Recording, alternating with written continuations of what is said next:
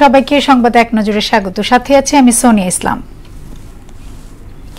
বহুল আলোচিত 21শে August grenade হামলার মামলায় যাবজ্জীবন কারাদণ্ডপ্রাপ্ত বিএনপির ভারপ্রাপ্ত চেয়ারম্যান তারেক রহমান ও মৃত্যুদণ্ডপ্রাপ্ত সাবেক স্বরাষ্ট্র প্রতিমন্ত্রী লুৎফুজ্জামান বাবর সহ সব আসামিকে খালাস দিয়েছেন হাইকোর্ট। বিচারিক আদালতের রায় বাতিল করে আজ বিচারপতি এ.কে.এম. আসাদুজ্জামান ও বিচারপতি সৈয়দ এনায়েত হোসেনের হাইকোর্ট বেঞ্চ এই রায় ঘোষণা করেন। এদিকে 21শে আগস্ট গ্রেনেড হামলা মামলায় হাইকোর্টের রায়ে ন্যায় বিচার প্রতিষ্ঠিত হয়েছে বলে জানিয়েছেন বিএনপির সিনিয়র যুগ্ম মহাসচিব রুহুল কবির রিজভী। তিনি বলেন, আওয়ামী লীগ রাষ্ট্রশক্তিকে ব্যবহার করে অবৈধভাবে তারেক রহমান সহ অন্যদের বিরুদ্ধে সাজা দিয়েছিল। নয়াপল্টনে বিএনপির কেন্দ্রীয় কার্যালয়ে সংবাদ সম্মেলনে তিনি এসব কথা বলেন। বিগত সরকার 15 বছর ধরে দেশটাকে কারাগারে পরিণত করেছিল।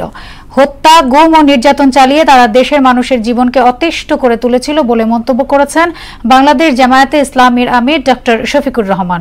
খুলনায় ইস্টার্ন জুট মিলস শ্রমিক ময়দানে জামায়াতে ইসলামী আয়োজিত সমাবেশে তিনি এসব কথা বলেন। তত্ত্বাবধায়ক সরকার ব্যবস্থা বাতিল সংক্রান্ত সংবিধানের ত্রয়োদশ সংশোধনী বাতিলের রায়ের বিরুদ্ধে দায়ের করা আলাদা 3 রিভিউ আবেদনের শুনানির জন্য আগামী 19 জানুয়ারি দিন ধার্য করেছেন আপিল বিভাগ। সকালে প্রধান বিচারপতি সৈয়দ রেফাত আহমেদের নেতৃত্বে 6 বিচারপতির আপিল বিভাগ এই দিন ধার্য করেন। বিএনপি ও জামায়াতের আইনজীবীর আবেদনের প্রেক্ষিতে আদালত শুনানির দিন পিছিয়ে দেন। ফিলিস্তিনের অবরুদ্ধ গাজা ভূখণ্ডে ইসরায়েলি বর্বর হামলায় একদিনে কমপক্ষে আরো 100 ফিলিস্তিনি নিহত হয়েছেন। এতে করে উপত্যকাটিতে নিহতের মোট সংখ্যা 44,400 জনে পৌঁছেছে।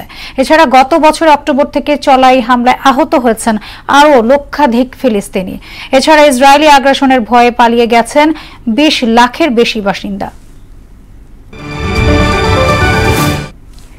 ক্রাইস্টচার্চ টেস্টে স্বাগতিক নিউজিল্যান্ডকে 8 উইকেটে হারিয়ে ইতিহাস সৃষ্টি করল ইংল্যান্ড। 104 রানের টার্গেটে ব্যাট করতে নেমে টেস্ট ক্রিকেটে সবচেয়ে কম 12 ওভার 4 বলে জয় তুলে নেওয়ার রেকর্ড গড়ে ইংলিশরা। এর আগে দ্বিতীয় ইনিংসে 254 রানে অল আউট হয় ব্ল্যাক ক্যাপসরা। আর প্রথম ইনিংসে স্বাগতিকদের 348 রানের জবাবে 151 রানের লিড নিয়ে 499 রানে অল আউট হয় সফরকারীরা। এই ছিল সংবাদ এক নজরে। সবশেষ খবর সবার আগে জানতে মোহনার সাথেই থাকুন। এতক্ষণ সঙ্গে থাকার জন্য ধন্যবাদ সবাইকে।